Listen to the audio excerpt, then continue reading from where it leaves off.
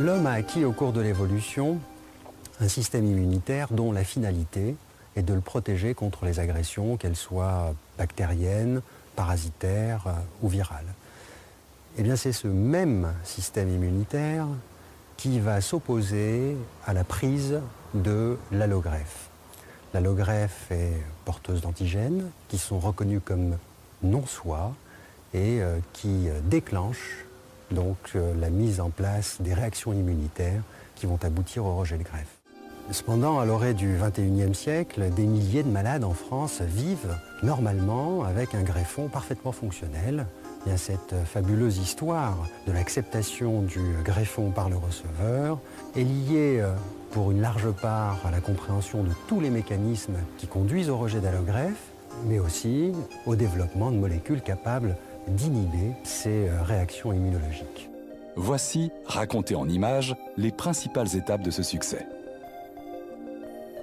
L'histoire du rejet débute à cet instant, la revascularisation du greffon. C'est l'instant où le système immunitaire du receveur reconnaît au tissu implanté des caractéristiques différentes du soi. En l'absence de traitement immunosuppresseur, s'enclenche une série d'activations et de proliférations cellulaires qui, inéluctablement, aboutissent au rejet aigu de l'allogreffe. Cette reconnaissance du non-soi passe dans un premier temps par une présentation des allo-antigènes par des cellules spécialisées, les cellules présentatrices de l'antigène, APC. Parmi celles-ci, les cellules dendritiques jouent un rôle central en présentant des allo-antigènes aux lymphocytes du receveur par leurs molécules du complexe majeur d'histocompatibilité, HLA chez l'homme, de classe 1 et 2. Contrairement à ce qui a longtemps été imaginé, ce sont les cellules dendritiques issues du donneur et transbordées avec le greffon qui vont aller présenter directement leurs molécules HLA chargées d'un fragment antigénique aux cellules immunocompétentes de l'hôte, qui les reconnaîtra comme non-soi. Cette reconnaissance sera le point de départ de l'allo-immunisation de greffe et de la puissance de la réaction de rejet aigu. Elle est principalement le fait des lymphocytes T auxiliaires, qui reconnaissent les molécules HLA de classe 2 que portent les cellules présentatrices de l'antigène. Le site de reconnaissance est un récepteur spécifique, le récepteur T.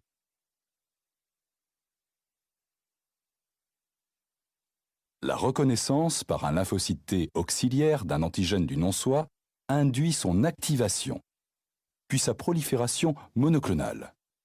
Celle-ci donne à la réponse immune l'amplitude nécessaire à son efficacité. Ainsi, l'activation du lymphocyte T auxiliaire apparaît comme un phénomène pivot du rejet aigu d'allogreffe. Elle aboutira, en particulier par le biais de la synthèse d'interleukines, à l'activation, la différenciation et à la prolifération d'autres cellules immunocompétentes qui pourront attaquer directement les cellules du greffon portant les molécules HLA antigéniques. Dans l'atmosphère paracrine du lymphocyte T auxiliaire activé, les T cytotoxiques activés vont proliférer sous la stimulation de l'interleukine 2.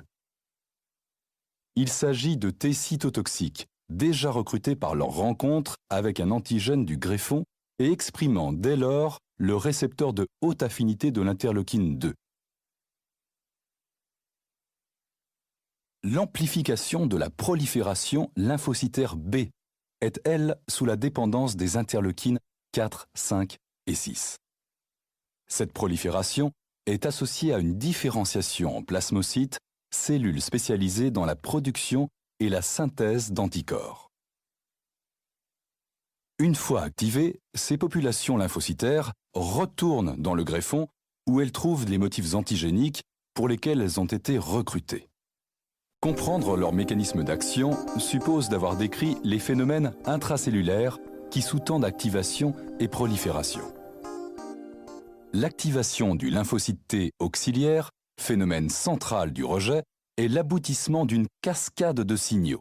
La liaison entre le complexe molécule HLA peptide d'une part et le récepteur T du lymphocyte T auxiliaire d'autre part déclenche une suite de réactions membranaires, cytoplasmiques, puis nucléaires. En voici les étapes principales. Le premier signal débute par l'activation du récepteur T. Schématiquement, les phosphoinositides membranaires, PIP2, sont dégradés en inositol triphosphate, IP3, et en diacylglycérol, DAG. L'IP3 se fixe sur un récepteur cytosolique spécifique et libère le calcium ionisé de ses réserves. L'augmentation des taux de calcium ionisé, combinée à l'action d'une enzyme, la calmoduline, active une autre enzyme, la calcineurine. La calcineurine activée permet la déphosphorylation d'un facteur nucléaire, le NFAT, facteur nucléaire des cellules T activées, lequel migre dans le noyau du lymphocyte. Dans le même temps, DAG active une protéine kinase C qui, d'une part, agit en synergie avec l'IP3 et, d'autre part, dissocie le facteur nucléaire NF-κB de son inhibiteur. Les deux facteurs, NFAT et NF-κB, migrent vers le noyau pour déréprimer les gènes déterminant la synthèse de cytokines, comme l'interleukine 2, amorce de la prolifération lymphocytaire.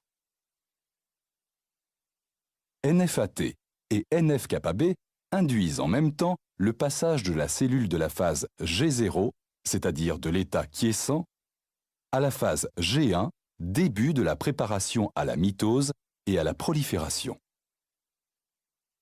Ces processus correspondent à ce qu'on appelle le premier signal. En effet, on sait aujourd'hui que l'activation lymphocytaire n'est possible qu'en présence d'un deuxième signal, dit de costimulation. Il est assuré par des liaisons de molécules dites costimulatrices entre le récepteur lymphocytaire et la cellule présentatrice. Les signaux 1 et 2 permettent, outre la synthèse des interleukines, comme l'IL2, l'IL4, l'IL5 et l'IL6, l'expression des gènes pour la chaîne alpha-récepteur de l'interleukine 2. C'est elle qui lui confère une haute affinité pour l'interleukine 2. La stimulation de ce récepteur par l'interleukine 2 initie la prolifération et représente le troisième signal. Cette stimulation est autocrine ou paracrine lorsque l'interleukine 2 agit sur un lymphocyte T situé à proximité.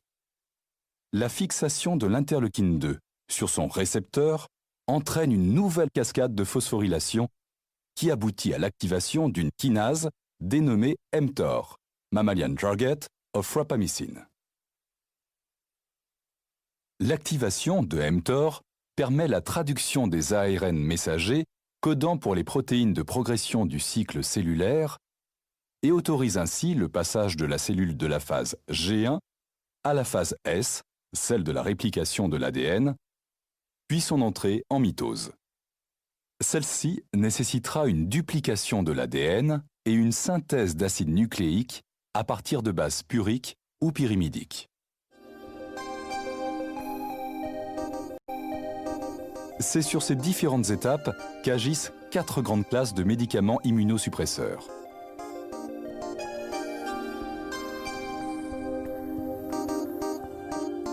La cyclosporina, qui est commercialisée sous le nom de Sandimain et Néoral, a été véritablement le premier immunosuppresseur qui a fait faire des progrès très spectaculaires à la transplantation, en permettant son essor véritablement à partir des années 83-85.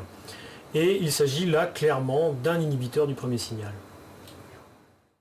Dans le cytoplasme du lymphocyte activé, la cyclosporine se lie à une protéine intermédiaire, la cyclophiline. Le complexe ainsi formé se lie à son tour à la calcineurine, l'empêchant de déphosphoryler le facteur NFAT, qui ne peut plus migrer dans le noyau pour activer les gènes des cytokines. Ce faisant, la cyclosporine inhibe la production d'interleukine 2, principale cytokine d'activation impliquée dans le rejet de greffe. Cependant, cette inhibition de la synthèse d'interleukine 2 n'est pas totale. On estime que la cyclosporine inhibe environ la moitié de la calcineurine disponible.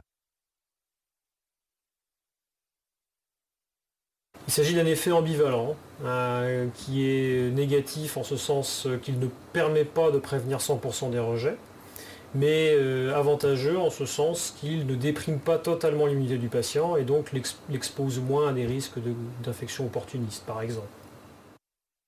Le tacrolimus est aussi un anticalcineurine. Il utilise, pour exercer son inhibition, un autre récepteur cytoplasmique que la cyclophiline, la FK binding protein.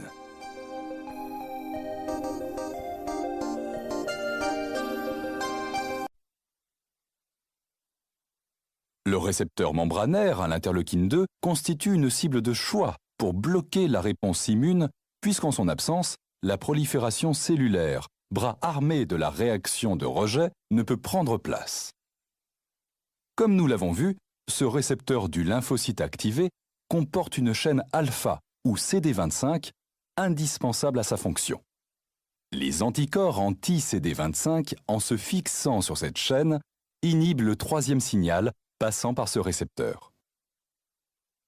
D'abord d'origine murine, ces anticorps déclenchaient assez rapidement l'apparition d'anti-anticorps, réduisant considérablement leur durée d'action et source d'un syndrome toxique par relargage de cytokines, comme le TNF-alpha, au cours de la lympholyse massive qu'ils induisent. C'est pour contourner ces obstacles qu'ont été mis au point par génie génétique des anticorps chimérisés ou humanisés dans lesquels ont été combinés régions constantes d'origine humaine et régions variables de souris. Deux anticorps monoclonaux sont actuellement utilisés en pratique clinique, le basiliximab et le daclizumab. Ils sont utilisés associés à d'autres traitements immunosuppresseurs dans des contextes de traitement séquentiel.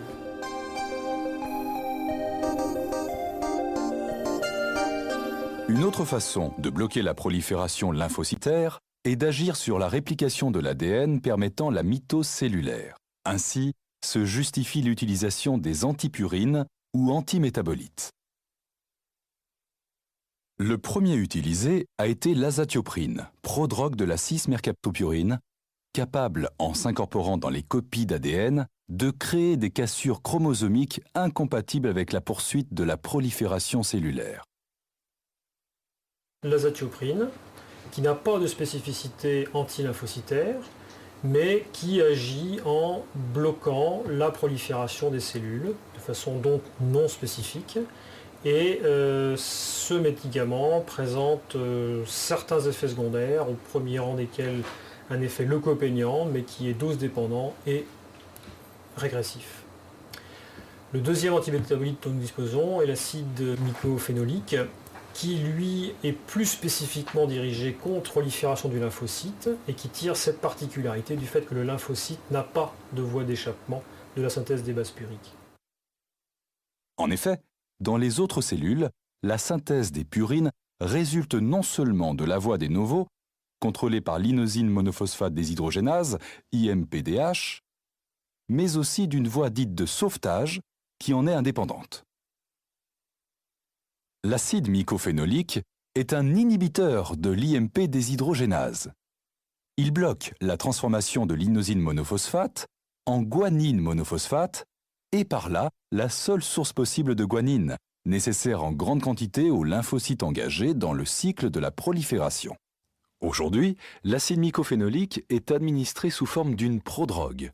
En fonction de sa formulation galénique, il est caractérisé par une cinétique d'absorption différente, avec des conséquences diverses sur son profil de tolérance. Issus d'un micro-organisme tellurique, les rapamycines constituent une nouvelle arme dans l'arsenal des immunosuppresseurs. Les rapamycines sont des macrolides dont la structure est proche de celle du tacrolimus et qui ont un mécanisme d'action très particulier puisqu'elles bloquent au sein des cellules activées la voie des protéines mTOR. Fixées au transporteur intracellulaire FKBP, les rapamycines se lient à mTOR. Ce faisant, elles bloquent la cascade des activations qui conduisent au passage de la cellule de la phase G1 à la phase S.